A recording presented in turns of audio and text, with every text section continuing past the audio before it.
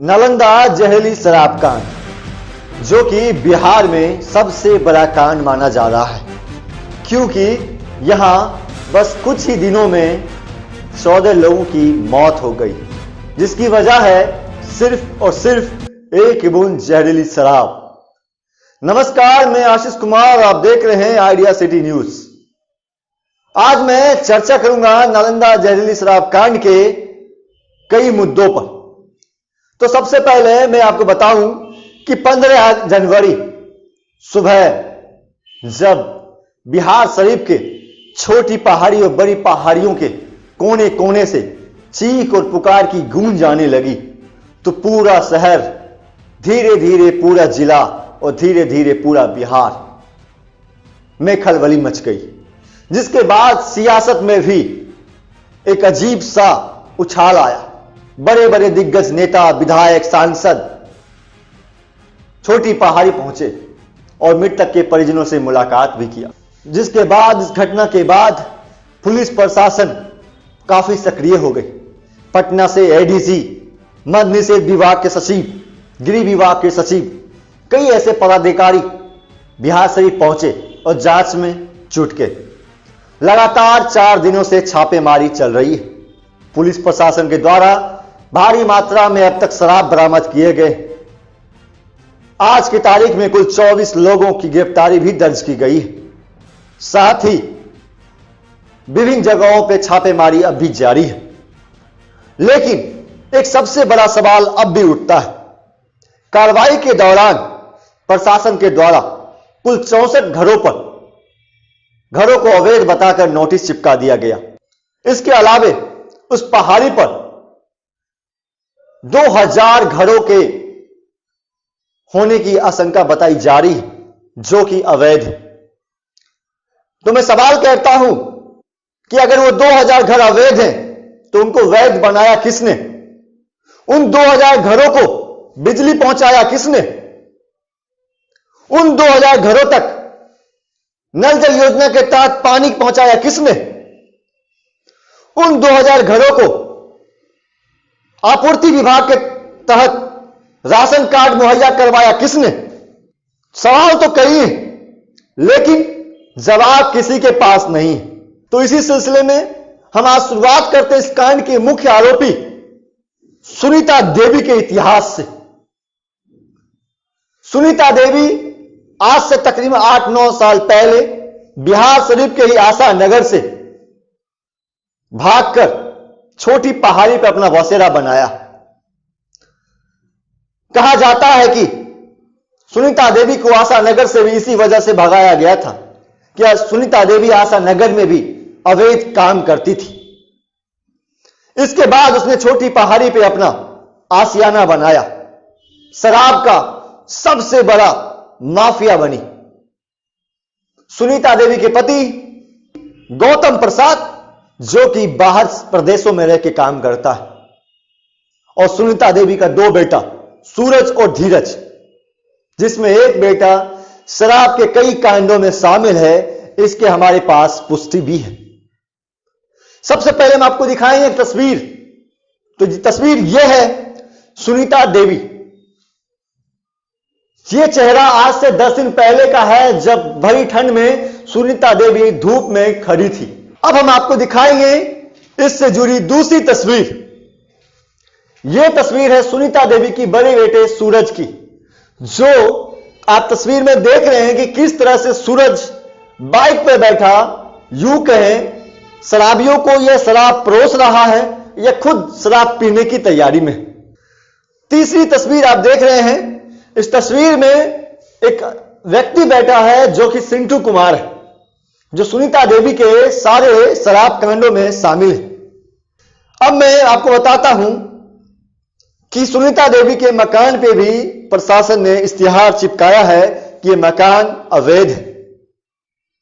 और जब सवाल यह है कि यह मकान अवैध है, ऐसे कई 64 और मकान भी अवैध हैं, तो इन मकान तक बिजली की कनेक्शन कैसे पहुंची, पानी कैसे पहुंचा, नाला कैसे बना, सड़क कैसे बना?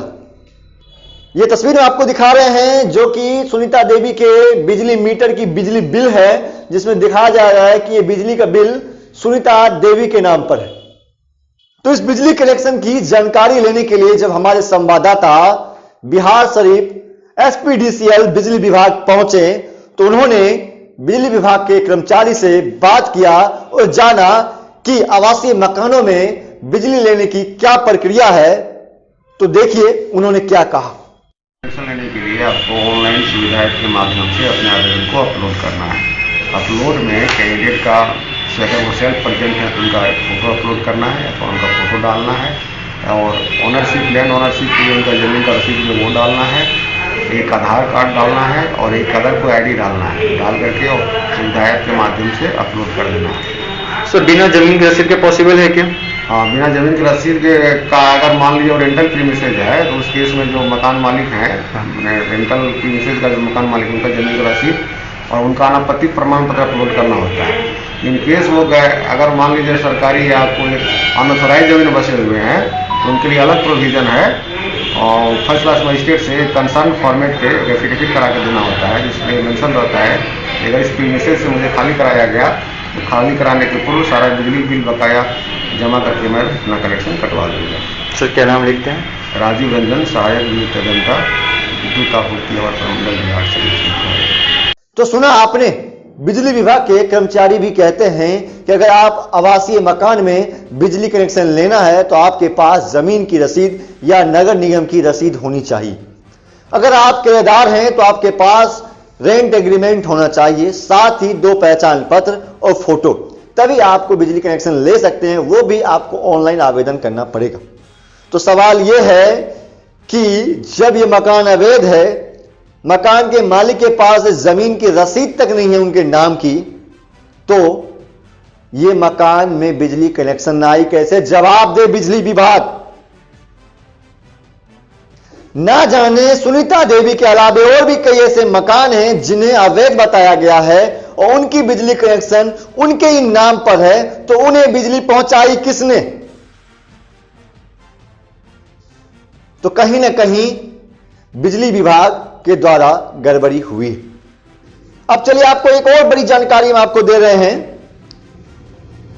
कि कहते हैं कि जो खाद्य उपभोक्ता संरक्षण विभाग है वहां से राशन कार्ड उन्हीं लोगों को मिलता है जो उसके योग्य होते हैं और योग्य वही लोग होते हैं जिनके पास रहने के लिए 2 कमरे का मकान हो, बड़ी महंगी गाड़ियां ना हो, ज्यादा कमाई ना हो, बैंक बैलेंस ना हो। तो यह बात सिर्फ नालंदा जिला ही नहीं, कहीं ना कहीं पूरे बिहार में यह गलत साबित हो रहा है। जी हां, हम आपको बता दें कि ये जो मुख्य आरोपी सुनीता देवी हैं, इनके पास खाद्य उपभोक्ता एवं संरक्षण विभाग के द्वारा दी गई राशन कार्ड भी है, जिस राशन कार्ड को 16 जनवरी 2019 को खाद्य आपूर्ति विभाग ने ही दिया था। और जानकारी के मुताबिक आपको यह भी बता दें कि विगत 3 वर्षों में सुनीता देवी ने 17,200 रुपए का राशन भी उठा लिया है। तो सवाल यह है कि आपने तस्वीरों में सुनीता देवी को देखा, उनके बेटे को भी देखा, उनके पति को भी देखा। चलिए हम दिखाते हैं कुछ और खास। यह है सुनीता देवी का आलीशान बंगला, जो कि 2 मंजिला इमारतें हैं। साथ ही इस मकान के ऊपर देखिए पानी की एक बड़ी टंकी भी लगी हुई। ऐसी और एक और मकान है जिसे पुलिस ने सील किया है, वो तस्वीर भी हम आपको दिखा रहे हैं। ये जो मकान है ये सुनीता देवी का नवनिर्मित मकान है जिसे पुलिस ने सील किया और इसी मकान से एक बड़ी महंगी रॉयल एनफील्ड बुलेट भी बरामद किया है। तो बताइए सुनीता देवी किस हिसाब से राशन कार्ड लेने के योग्य? अगर सुनीता देवी योग्य है तो हम तो कहते हैं अनिल अंबानी भी योग्य है, रतन टाटा भी योग्य है, मुकेश अंबानी भी योग्य, क्योंकि उनके पास भी बड़ी गाड़ियां हैं, बड़ी इमारतें हैं। तो सुनीता देवी जैसे ना जाने शहर में कई ऐसे पक्के मकान वाले व्यक्ति हैं जिनके पास राशन कार्ड है, लेकिन अब तक किसी की कोई कार्रवाई नहीं हुई।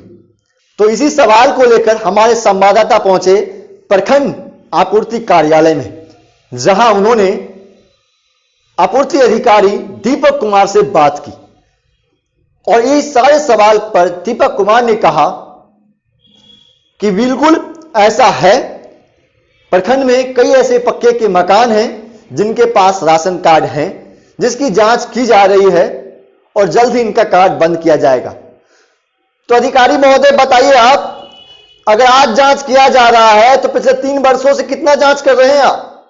क्योंकि सुनीता देवी के जो राशन कार्ड है वो 2019 में जारी हुआ, उसके बाद तो ना जाने सैकड़ों हजारों कार्ड जारी हो चुका है। अगर अब भी आज आप ये कहते हैं कि जांच किया जा रहा है तो पूरे प्रखंड, पूरे जिला को जांच करने में ना जाने आप कितने वर्ष लगा देंगे। अगर जांच करना होता तो अब तक आप करके एक्शन ले लिए होते। जहरीली शराब कांड में 14 लोगों की मौत हो चुकी है और आप लोग हैं कि अब तक चुप बैठे हैं और ऐसे लोगों को राशन मुहैया करवा रहे हैं। 4 दिन हो जाने को है लेकिन अब भी सुनीता देवी का राशन कार्ड बंद नहीं किया गया है। 64 मकाने सील कर दिए गए अवैध बताकर, लेकिन अवैध मकानों को बिजली, पानी और राशन मुहैया करवाया गया है। अगर आज वो सारे मकान टूटते हैं तो 2000 परिवार कहां जाएगा, इसकी जवाब है सरकार के पास। इन सारे मुश्किल घड़ी में जो पहाड़ी एरिया में रह रहे बेगुनाह हैं, उनके लिए जिंदगी जीना दुर्लभ हो चुका है, क्योंकि उनका तो ना हाथ दारू पिलाने में है ना दारू पीने में, फिर भी वो भुगत रहे हैं, क्योंकि कहीं ना कहीं घरों में भी मुश्किलें पैदा हो सकती है। क्योंकि पुलिस वालों ने शराब की खोज में उनके घर पे भी रेड किया, जो कि कहीं ना कहीं सही है और होना चाहिए, लेकिन ऐसे कई घरों में भी नोटिस लग गया है जो इस शराब कांड से जुड़े हुए नहीं, क्योंकि ऐसे कई परिवार हैं जो बाहर रहते हैं, यहां सिर्फ त्योहारों में छुट्टियां मनाने आए थे अपने परिवार वालों के साथ। उनका यह त्योहार इतना बुरा होगा उन्होंने कभी सोचा नहीं होगा। तो मैं अनुमंडल पदाधिकारी से, साथ ही जिला पदाधिकारी से अनुरोध करूंगा कि सबसे पहले पहाड़ी क्षेत्र में जहां जहां बिजली पहुंची है, बिजली विभाग के साथ जांच की जाए। दूसरी बात कि आपूर्ति विभाग में सख्त आदेश दिया जाए कि सिर्फ छोटी पहाड़ी और बड़ी पहाड़ी क्षेत्र नहीं बल्कि पूरे प्रखंड में, पूरे जिले में जितने भी पक्के का मकान है, सर्वे करा के सभी ऐसे मकान धारियों का राशन कार्ड बंद किया जाए, क्योंकि वो राशन लेने के योग्य नहीं है। ऐसे में ही गरीब लोगों का हक मारा जाता है। तो अब देखना यह होगा हमारे अधिकारी या हमारी बिहार सरकार हमारे सवालों का जवाब कब तक देती है, या इन लोगों को न्याय दिलाती है, या फिर तकरीबन 2000 मकानों की अतिक्रमण करके ध्वस्त करती है और लोगों को बेघर करती है। सवाल कई हैं, मुद्दा एक है, जहरीली शराब कांड में मारे गए लोगों को न्याय मिलना, उन शराब तस्करों को जल्द से जल्द गिरफ्तार कर उनको कड़ी से कड़ी सजा दिलाना, साथ ही सिर्फ नालंदा नहीं बल्कि पूरे प्रदेश में शराब के खिलाफ एक मुहिम छेड़ी जाए और शराब तस्करों को पकड़ा जाए। इन सारे अपडेट्स के लिए आप बने रहें और देखते रहें आइडिया सिटी न्यूज। धन्यवाद।